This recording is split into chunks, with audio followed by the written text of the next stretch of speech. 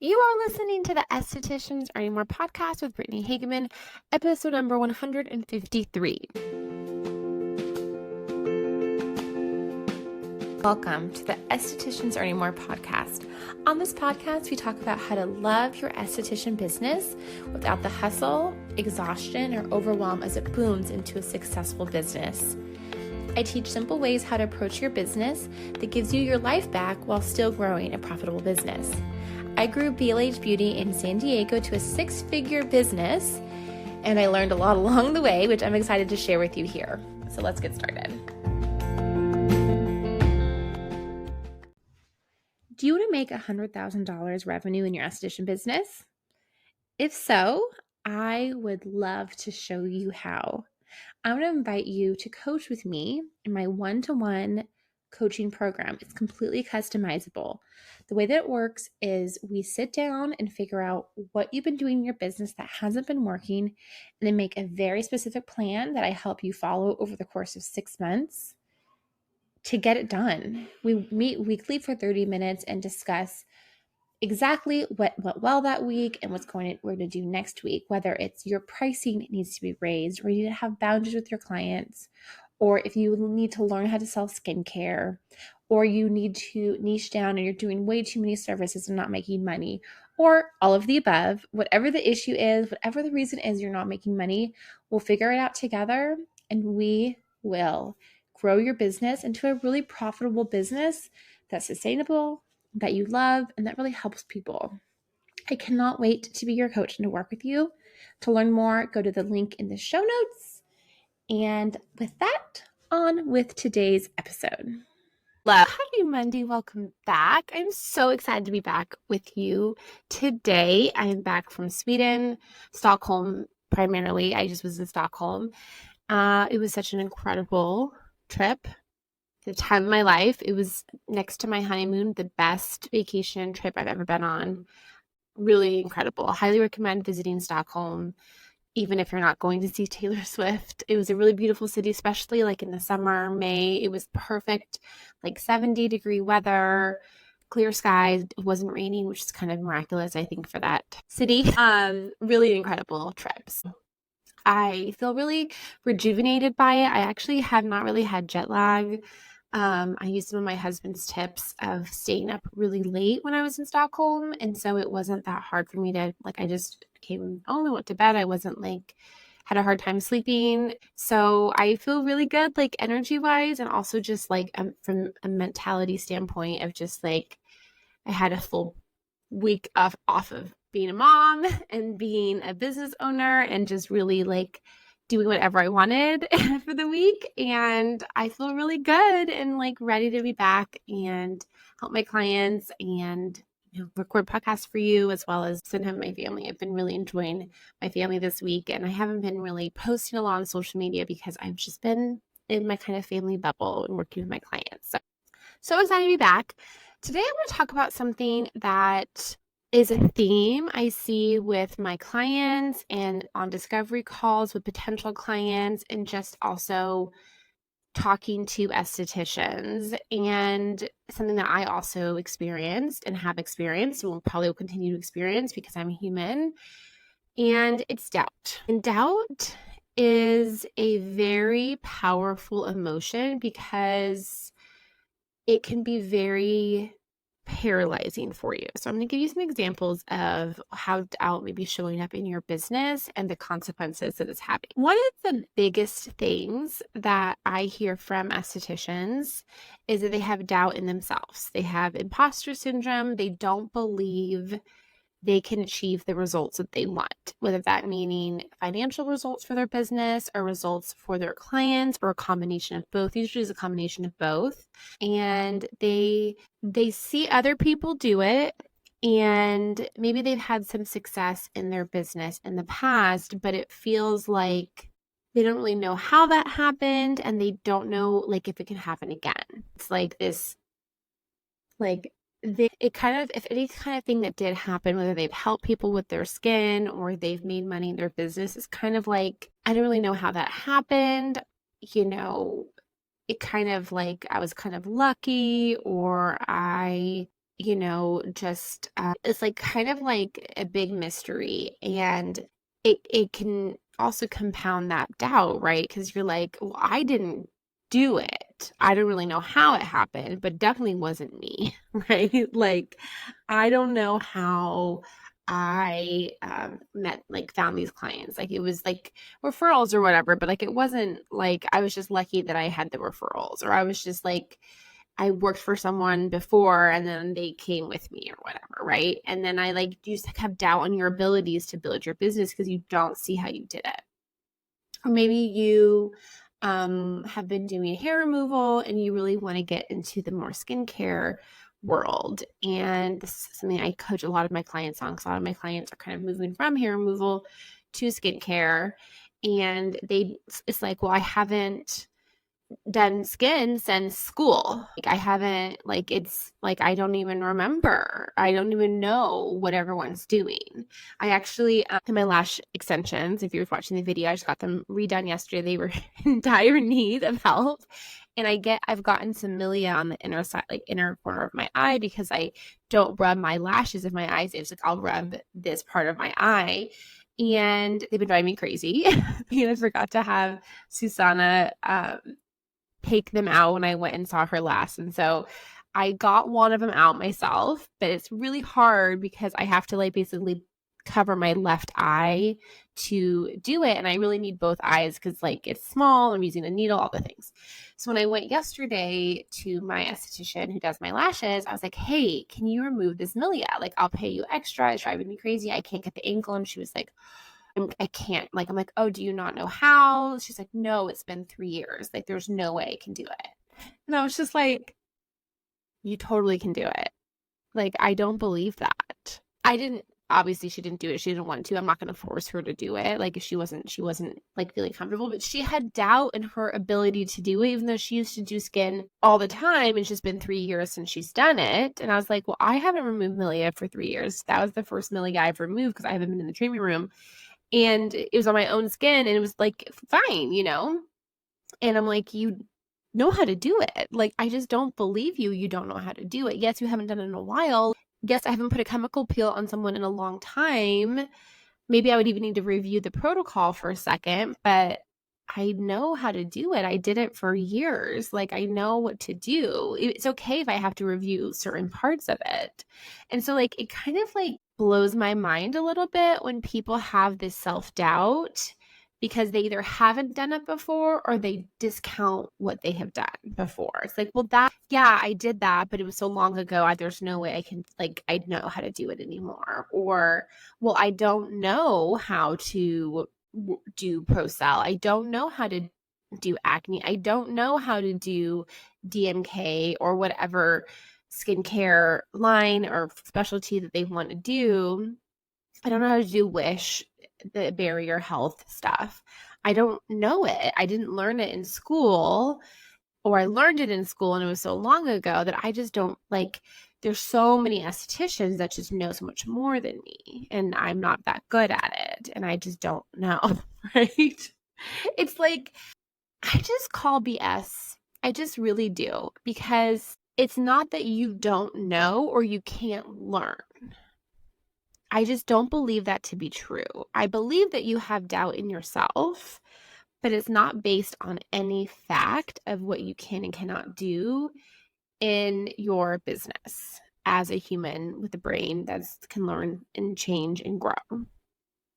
I just don't find that like real. I think that doubt is something that we hide behind because we know if we take the action we could fail, and we don't want that to happen. And so when you have this doubt in yourself, you're like, well, if I go forward and like do the milia and it doesn't come out, I've proven that I am not good at this. Versus like maybe that milia just like wasn't coming out. It does happen. Sometimes they're like really tricky and they just like you do a little bit bigger before you can get them out. Right? Like, I've had the experience with milia removing them. Sometimes like they're just not big enough. And it's not because like I'm not good at taking them out. Right? And so we kind of like we're so afraid of what could happen in a negative way that we don't take action. And the chance of that happening is just as likely as it going well, if not like going well is a higher chance. Like it's like a 95% chance it's going to go totally fine and a 5% chance that maybe it won't go the way that you want it to go. But we will only believe that 5%. I'm going to give you some examples. I've seen doubt with clients about just their services in general and feeling like they have to offer lots of different services at different price points and all these different things so that they can make money, because they don't believe they can make money niching down or being more selective about what kind of services they provide, or being really specific about who they can help. And they doubt, like they know that works for others, but they doubt that's going to work for them because they have all these reasons of like, well, where I live and like the type of clients and this and that, like it's not going to work for me. And so then again, you hide behind that doubt because you're like, well, as opposed to trying it and putting yourself out there, it's like, well, I don't know. That's too much. Like, it's not going to work, or I don't want to feel the feelings of it not working. So I'm just going to not. And others I see a lot is doubt in marketing, like putting yourself out there, talking to people in the world about what you do or online, whether it's Instagram or TikTok or whatever, like Facebook. For those of us who still are on Facebook, I know some of us don't use Facebook anymore. But it's like, well, I put out this post and no one, responded, and I'm not good at it. And there's just like, it doesn't work anymore anyways. And like, I'm never going to be this big influencer and all these things. But I haven't had a client that consistently posts on social media for a long time with a really strong message and hasn't seen positive results from it. I've known estheticians that post on social media here and there, and then they don't really get anywhere with it, and they feel really frustrated and they kind of give up. That is the usual story that I hear. And for some reason, people think in their mind that that means that they've done it. And so that's like evidence that it doesn't work. But they also, these like, you may be doubting your ability to post on social media. Like, you're not good at it because you're not so-and-so. You're not good at it because you don't want to dance in front of the camera, which you don't have to dance in front of the camera to be good at social media. You're not good at it because of a personality trait of yours.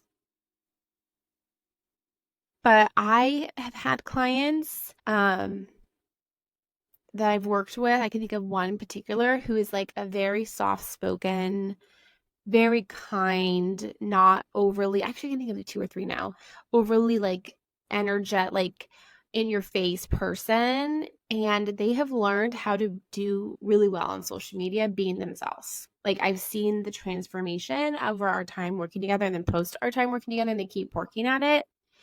And it's like they really use it for them, like how they really are.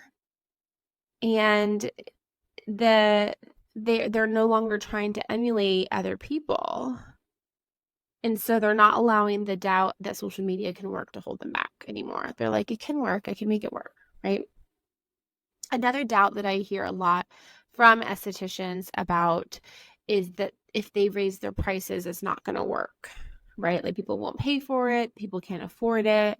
That it's too much money. Like, there's a lot of like drama people have in their mind around pricing that it's just not sustainable to have prices at a certain price point. It's a lot of drama people have. And I've definitely had that same drama too. Like, you don't want to price people out of seeing you. You would rather be busy and, make less money, but know at least you're booked. And like, when you try to transition to make more money, you just don't see how that would work. And again, like there are things that are not going to always work, right? Like the doubt that you have in yourself or in your services then relates to the pricing. And so then it just continues, like it just continues, the doubt just continues to like infiltrate your business in a way that is just like so unhelpful for you and for your clients. Because again, I'm going to keep just saying it, like if a client can't afford to get products and see you regularly, they can't really get the results that they want. And so then they're putting money towards something that the result they're not really going to be able to get because they can't really afford the results that they really want because they're not able to do the products and the services. So it's actually like not as great to have your prices lower, just to try to help people who can't afford it. Another area that I find people have a lot of doubt in is selling products, particularly skincare, and having a lot of doubt in their ability to sell, right? Like in fear around selling and fear around owning how great the products are that they have and feeling good talking about it. I know this is such a problem with so many estheticians because one of the first things I do with my clients is we look at like their numbers and like what they're selling and how much product they're selling and how, like how many of each service that they're doing and all the things, and just like having a good understanding of like where the money is coming from in their business. And I think I've only had one client in the last 6 months who is selling. No, I've had two. I have two clients that is selling like 40 to 50% of their revenue is products. Everybody else is like dramatically lower, 10%, maybe 20%, not even 10%. And there's a lot of drama and guilt and fear around selling. And then again, it's like one of those things where they're like, I know people sell products, but I don't think it's going to work for me. That's great that it works for them, and it's not going to work for me. And I just find this mindset to be such a hurdle.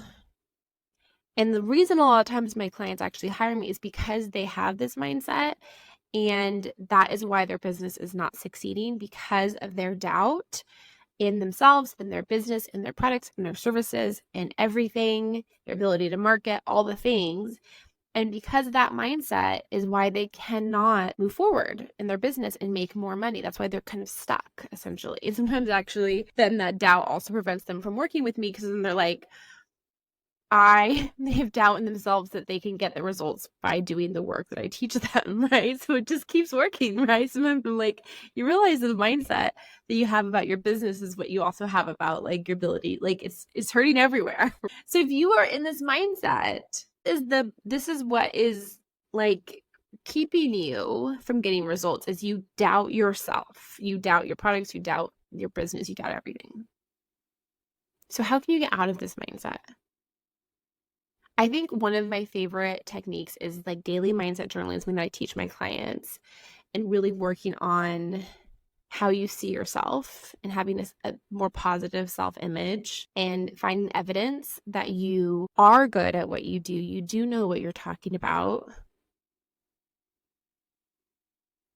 And really focusing on that versus the evidence that maybe it's not. And this is not an overnight process. This isn't something that, you do it a couple times and then you're like, I have no doubt ever again. I feel great. But being really intentional with how you think about yourself and being really aware of what's happening in your brain. Our brains do so much to protect us. And so the doubt is actually a form of your brain protecting you, because if it keeps you from moving forward and doing something that's potentially could hurt you financially, emotionally, all the things, then it's done its job. It's like, I did it. Good job, brain. I prevented this person from potentially making another mistake, right? And putting themselves out there in marketing and being humiliated. right? Or trying to talk about skincare and you can tell that your client is like, can't wait for you to stop talking so that they can just go home. So they can just, pay you and leave, right? And so your brain's like, I don't want that to happen.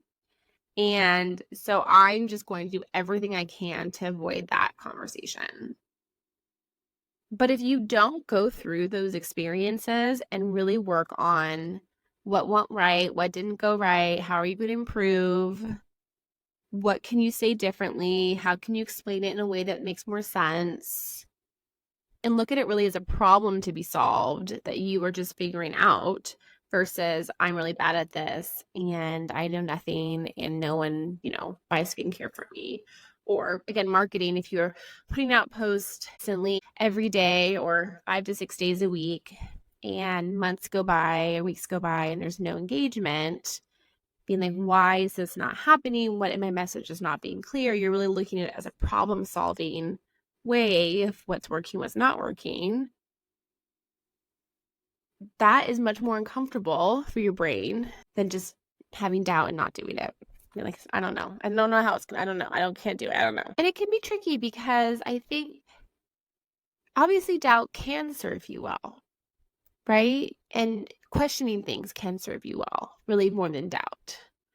Like I've talked about my clients, like when I was still in San Diego doing BLH beauty, my acne, I was considering bringing on other lines and doing kind of other things to continue to serve my clients maybe in a longer term way and trying to like kind of, trying to figure out ways to make more money and maybe even see a little bit like clients that wanted maybe a little bit more of things. And so I really looked into a bunch of lines and I really thought about, like, I looked at their products and I got services done from people who did those lines. And I really spent time thinking about, does this fit with what my current clients are?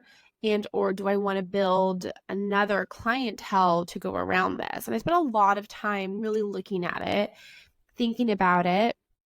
And I eventually decided that it wasn't a good time or fit for me and it wasn't what I wanted to be doing with my time. So I think it's important to evaluate and to really look at things and think, why would something work or not work? Why did this conversation with this client work or not work? Why did this post work or not work?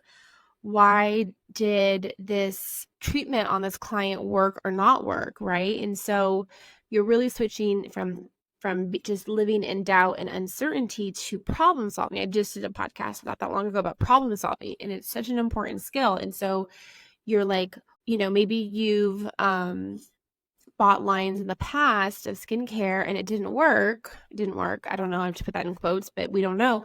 But why didn't it work? Was it because you actually didn't really like the line very much? So it was hard for you to sell? Like what was going on?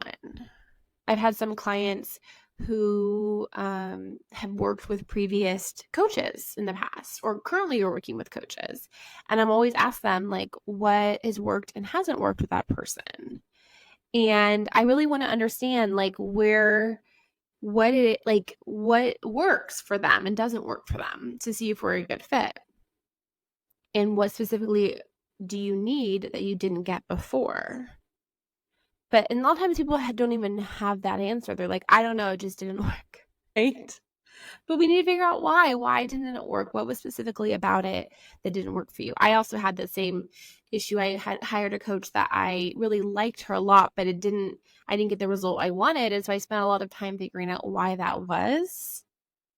So that next time I hired a coach with my current coach, who I adore, and I've gotten a lot of great success working with her, I was very specific about why, when I hired another coach, what exactly it was that I needed and was looking for. Like I've said before, that if I ever go back to the treatment room, I definitely would do like a pro-cell microchanneling because I love the results of it so much and I believe in it so much. But there are other modalities that I have tried or looked into that I didn't have that same conviction about. And that wasn't me having doubt that those could work. It just wasn't the right fit for me. And really using that ability to like figure it out, to move through the doubt and make an assessment. The same thing goes with really anything in your business. If in marketing, you don't know what works until you put out consistent material and then change things based on the feedback that you get from your audience. So same thing with this podcast. I put out different episodes, different types of things, and I saw what people resonated with and what they don't. I mean, I look at what the numbers of how many people have listened, but I also like feedback from people just telling me what they like and they find helpful. And you just consistently do that. You consistently show up. Same with selling a skincare routine and getting really good at consultations like I did. That was not an overnight process. That was after consultation, after consultation, after consultation, after talking to people again and again and again and being like, when I get to this part of the consultation, I lose them. Why? Why do I lose them? When I start talking about products, this is when I can see they've completely disengaged. Why do that? What can I say differently? How am I missing it? I also do the same thing with my coaching clients. Like sometimes I'll be teaching something to someone and I can tell they are not understanding it. So how can I figure that out in a way that they can? It's never helpful for me to doubt my abilities in any of these situations. Like if I'm in a consultation with someone selling them skincare products and I can tell that they have stopped listening, and I believe the doubt in my head that tells me I'm bad at this and they don't trust me, that isn't going to help me solve the problem of what they were super interested in what I was saying and now they aren't. It's not because of the products. It's because of me and the way that I talked. Like something happened and I wasn't talking about it in a way that they understood or they can there was something there.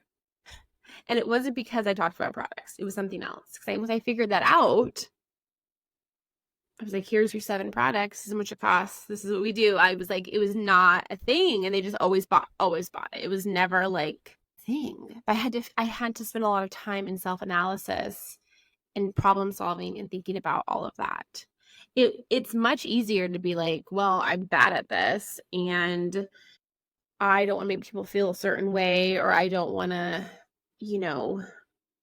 have a conversation where I felt like I kind of was flailing a bit, right? So I'm just not going to do that again because that was hard.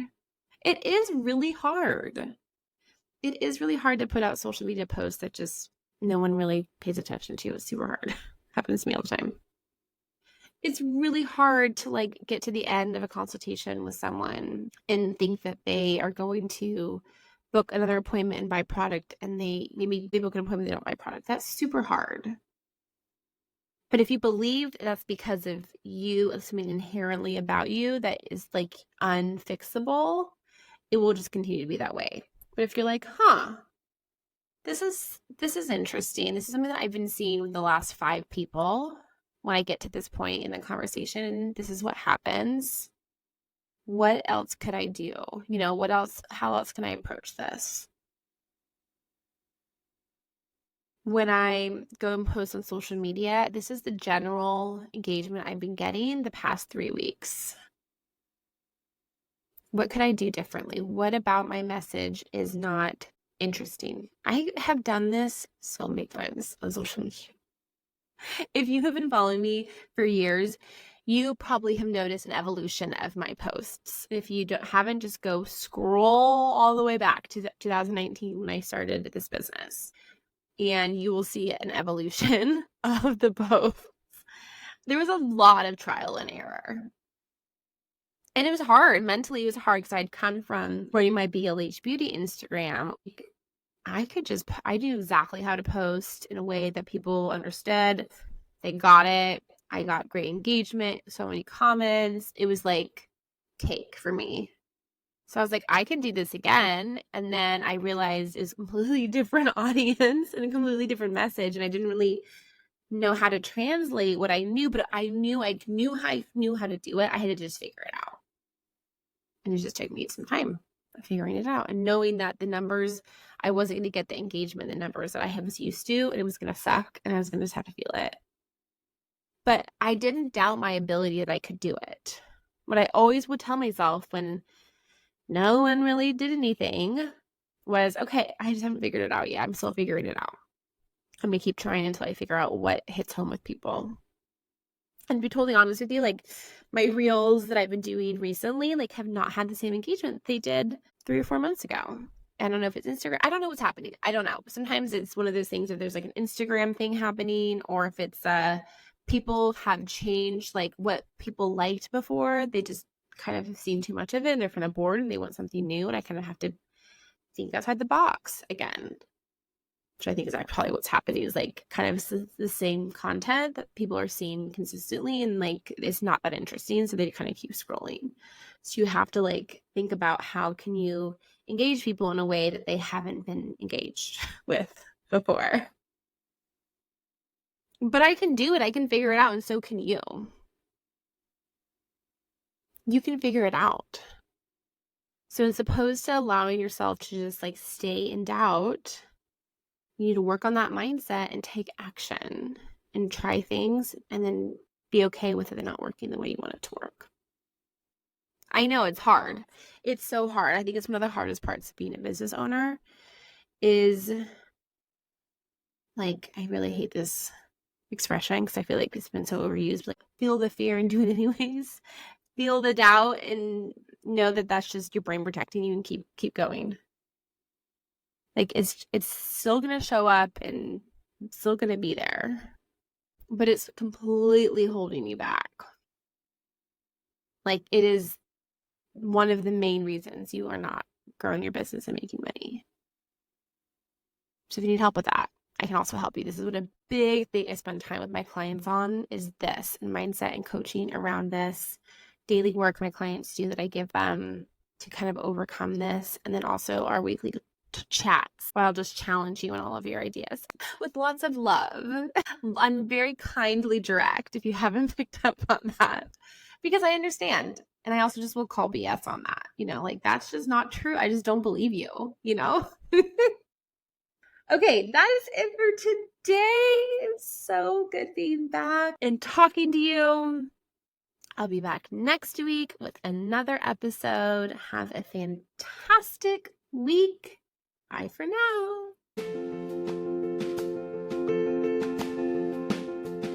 Hey, if you like this podcast, please rate and review on whatever podcast platform you're listening to.